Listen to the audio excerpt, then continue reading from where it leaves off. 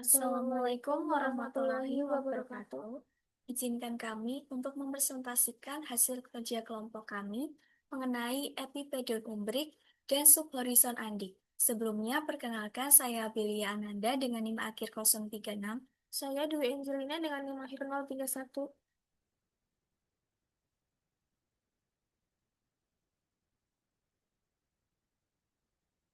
Eh, yang pertama ada epipedon umbrik. Sebelumnya, pengertian epipedon adalah irisan tanah permukaan yang terbentuk melalui proses pembentukan tanah atau pedogenesis dan memiliki karakteristik morfologi, fisik, kimia, atau biologis yang khas. Istilah ini digunakan dalam klasifikasi tanah atau soil taxonomy USDA untuk menggambarkan lapisan tanah teratas yang paling dipengaruhi oleh interaksi iklim, organisme, dan relief. Pengertian epipedon umbrik. Epipedon umbrik tersusun dari bahan tanah mineral. Sesudah mengaduk rata tanah mineral bagian atas tebal 18 cm atau seluruh tanah mineral, jika kedalamannya sampai kontak densik, litik, atau paralitik, irisan petrokalsik atau duripan adalah kurang dari 18 cm.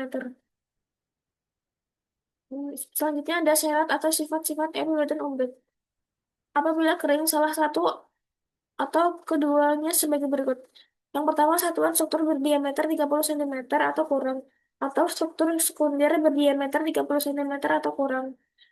Kelas resistensi pecah tergolong agak keras atau lebih lunak.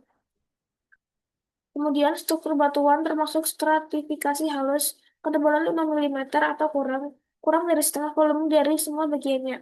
Yang kedua, warna dominan dengan value warna lembab 3 kurang 3 atau kurang dan 5 atau kurang jika kering. Warna dominan dengan kroma lembab 3 atau kurang. Kejenuhan basa NH4OAC kurang dari 50% pada sebagian atau semua bagian epipedon.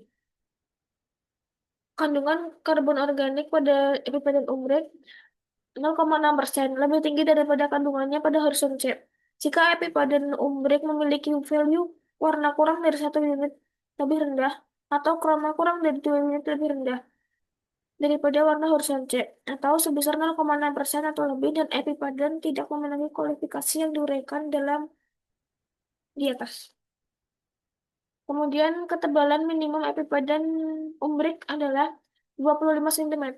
Jika kelas tekstur epipedon adalah pasir halus, berlempung atau lebih kasar pada keseluruhan tebalnya, atau tidak terdapat horizon diagnostik yang terletak di bawahnya, dan kandungan karbon organik dari bahan di bawahnya berkurang secara tidak teratur dengan bertambahnya kedalaman, atau tidak terdapat horizon diagnostik yang terletak di bawahnya, dan kandungan karbon organik dari bahan di bawahnya berkurang secara tidak teratur dengan bertambahnya kedalaman. 10 cm jika epipedon memiliki kelas tekstur lebih halus dari pasir halus berlambung dan terletak langsung di atas kontak densik, litik atau paralitik, horizon petrokalsik atau duripan, atau 18-25 cm dan ketebalannya adalah sepertiga atau lebih dari ketebalan total di antara permukaan tanah mineral. Selanjutnya, sebagian dari epipedon adalah lembab selama 90 hari atau lebih dalam tahun-tahun normal, manakala suhu tanah pada kedalaman 50 cm di bawah permukaan tanah adalah 5 derajat Celcius atau lebih tinggi. Jika tanah tidak diirigasi, nilai N kurang dari 0,7 dan epipedon umbrik tidak memiliki artefak, bekas-bekas sekop, dan permukaan tanah menonjol yang merupakan karakteristik epipedon pelagian. Berikut adalah gambar dari epipedon umbrik. Selanjutnya ada contoh tanah yang memiliki hidrogen umbrik berdasarkan studi kasus, karakteristik morfologi dan klasifikasi tanah alluvial menurut soil taksonomi di Kabupaten Aceh Besar, khususnya di Desa Limbok. Berikut hasil dari penelitiannya. Tanah alluvial itu terdapat horizon O, A, B, W, dan C dengan hasil warna matrik tanah sebagai berikut dan struktur tanah sebagai berikut. Untuk hasil sifat fisik dan sifat kimia tanah alluvial adalah sebagai berikut.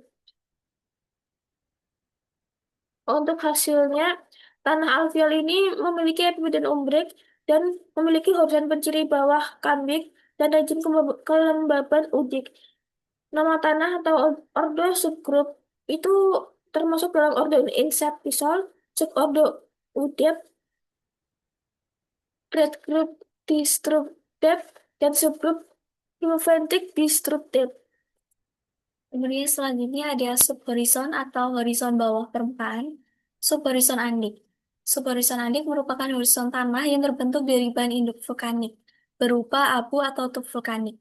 Biasanya terbentuk selama pelapukan bahan semburan letusan gunung api atau tepra, atau bahan induk lain yang mengandung gelas vulkanik dalam jumlah yang signifikan.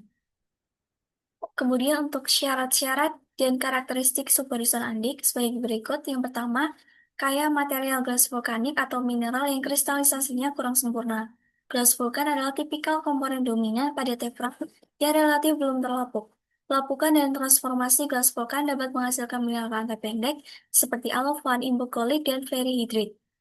Syarat selanjutnya, persen kandungan unsur aluminium plus setengah persen kandungan besi, itu dengan amonium oksalat sebesar 2% atau lebih. Kemudian 30% atau lebih fraksi tanah halus berukuran 0,02 sampai dengan 2 mm.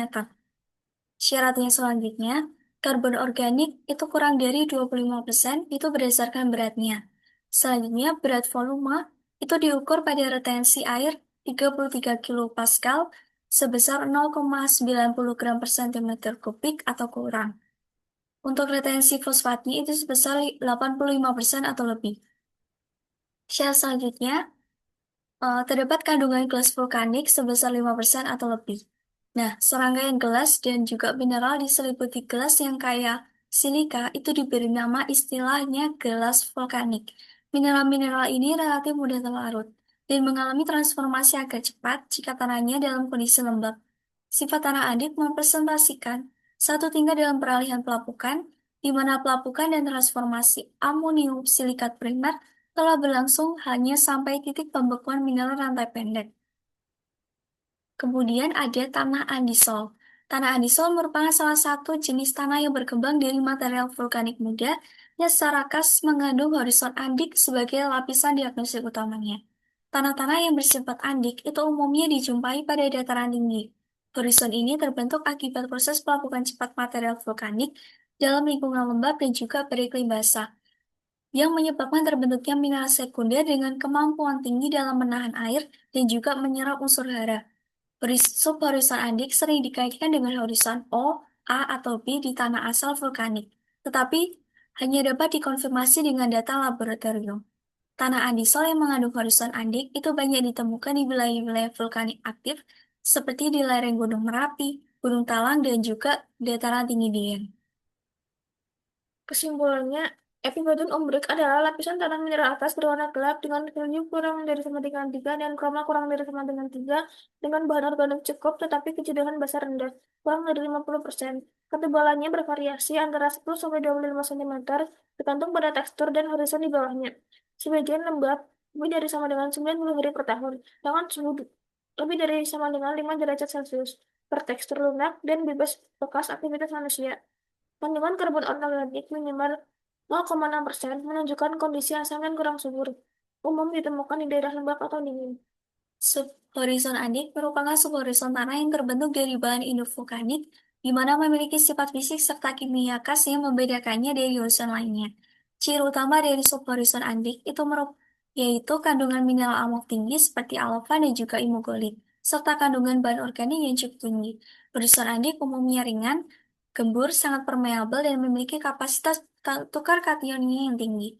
Meskipun ketersediaan unsur hara di dalam andik itu bisa rendah, tanah dengan horizon andik itu biasanya ditemukan di daerah vulkanik, seperti lereng Gunung Merapi, dan juga banyak dijumpai pada tanah jenis andosol. Berikut merupakan daftar pustaka dari hasil kerja kelompok kami. Terima kasih. Sekian Sekian dari yang bisa kami sampaikan. Wassalamualaikum warahmatullahi warahmatullahi wabarakatuh. wabarakatuh. Ya.